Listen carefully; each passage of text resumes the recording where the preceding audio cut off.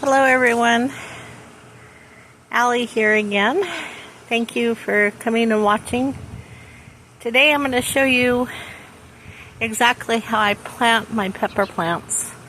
And I have really good luck with peppers. I just love peppers for some reason.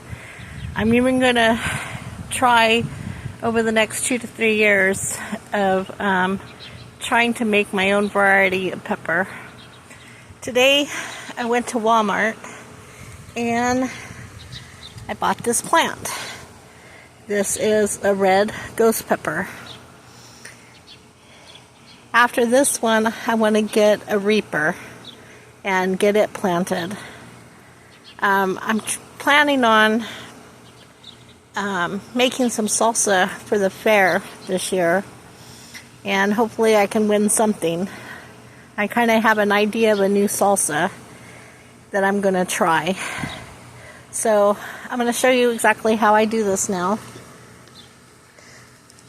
I buy this potting soil, Expert Garden, okay, and it's from Walmart, and it's garden soil.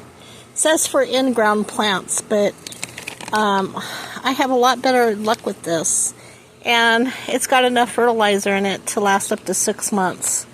But I still add more nutrients to it. And I'll show you what I'm going to add. I have some steer manure. And I got this at Walmart too. And yeah. So this, you want to make sure you bury it in your soil. And you don't have to put a whole lot. I'm going to say, I don't know, for this amount, maybe 2 or 3 cups of manure.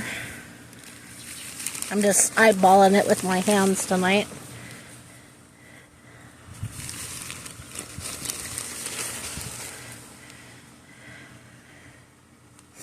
Okay. Now next, I use this even on my houseplants, the Osmocote Plus, and this also feeds your plants for up to 6 months. And I just sprinkle some of this in there. I'm getting kind of low. I'm going to have to start ordering some more here soon before the fall season. But yeah, maybe a tablespoon or 2 of it. There's quite a bit of soil in here. According to what I read, these ghost peppers are supposed to get pretty tall. So we're going to do this. I'm not going to take the time and do the liquid method of the eggshells, but I use one of my fish containers to keep my eggshells in, and I crush them up as I dry them and everything. And these you definitely want to put in here. They're calcium lovers. And it will break down over time. It'll be slow, like a slow release, which I think is good. You don't overwhelm the plants. And then my other favorite fertilizer is this one for vegetable gardens, 444. And this has not failed me yet. I mean, I've had a really, really good crop this year, and I really think it has to do with this and that fertilizer and soil. So you just take a couple. I don't know, this is like maybe a tablespoon. And I don't add a whole lot of this because I add more as the season goes on. I still, about every 2 weeks, 3 weeks, come out and add more fertilizer to it. The thing with container gardening is that when you water, it all drains out to the bottom through the holes, and there goes all your nutrients. So the trick to container garden is you must feed it and fertilize it. It's very, very important. Okay, now I'm just gonna kind of bury all this.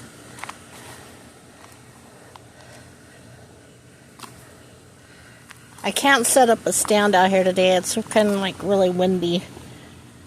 So bear with me if the camera is getting all over the place.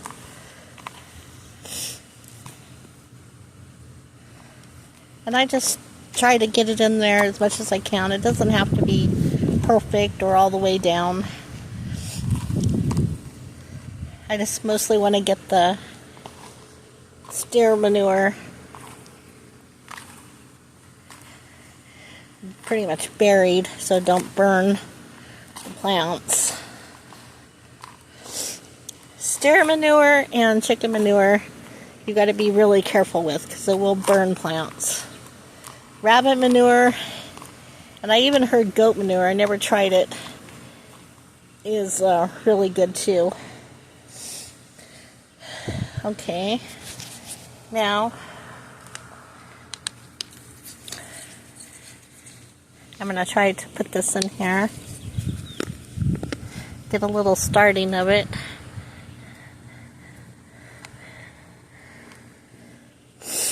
I noticed something that this place that sends these out to Walmart, I mean, you can literally see this has a lot of roots. And the roots look really healthy on here. Nothing looks like root rot or anything. But most of the time, pepper plants, you want to take the lower leaves off the stems when they start getting kind of, tall. Well, somebody has literally taken the leaves off of here and buried it all the way up to the top. Can you see what the problem's going to be with this? Now, I'm going to do my best to still get this thing to work and to grow. I checked it all for bugs. There was some evidence that there was some bugs on here, but it was discounted, so I thought I'd take a risk on it. See, some of the leaves were eaten. I turned over each leaf with a flashlight and made sure it didn't have any more black eggs or anything on the plant. And I took off the worst leaves that was really eaten wholly. It doesn't hurt the plant. Actually, the less amount of leaves that it has, it's going to shoot more up to the top where the ghost peppers will start. So I'm going to take this out and I'm going to see what I can do about that. I don't want the tops of this to touch the soil because that can bring on any kind of fungus. The leaves can get wet. It can cause critters to crawl up easier onto them. Just cause a lot of issues. That's the only thing I don't like about buying things from Walmart, and I'd rather just grow things from seed, so I can do it from the beginning the way I like to do gardening. That's pretty much almost the depth of it.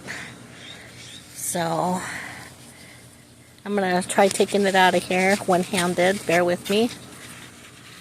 That came out fairly easy. They must have watered it. They always overwater everything. I also got an aloe vera plant today that was only for $1.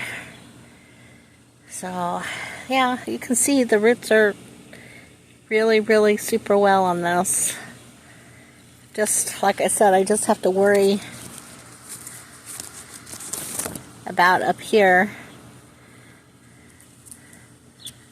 I may try to see if I can take more away from here as much as I can without damaging the roots.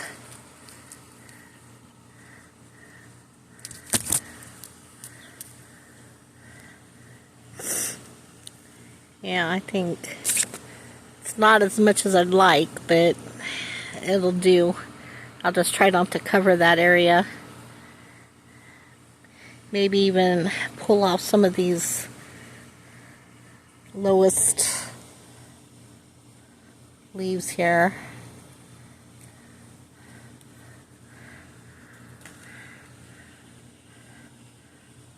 Oh, that actually looks pretty good.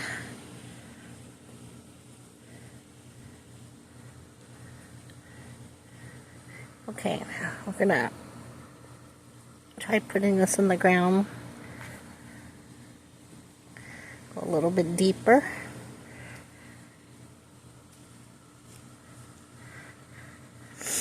That should be good enough.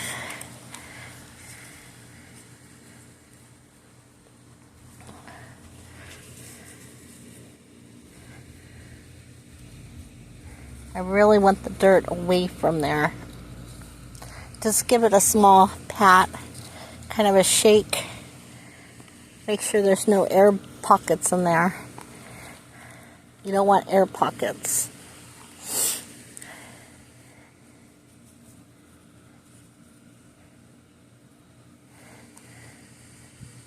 I actually think that's pretty good. So, that's how you plant a pepper plant. This big blue bucket, I don't know if your guys' has it there, but I got this at Dollar Tree for $5. And it's perfect because they need at least 12 inches or more of soil. And the top up here should be as wide as you can get. These do get pretty tall and bushy. And if you want them to produce more, they have to have more room for roots, because roots is what draws all the nutrients up to them. And I hope that makes sense. With all of my flower beds and stuff, or raised beds, I should say, I try to plant basil around the plant. So I'm going to put some basil in here eventually. I don't know if I'll do it tonight or not.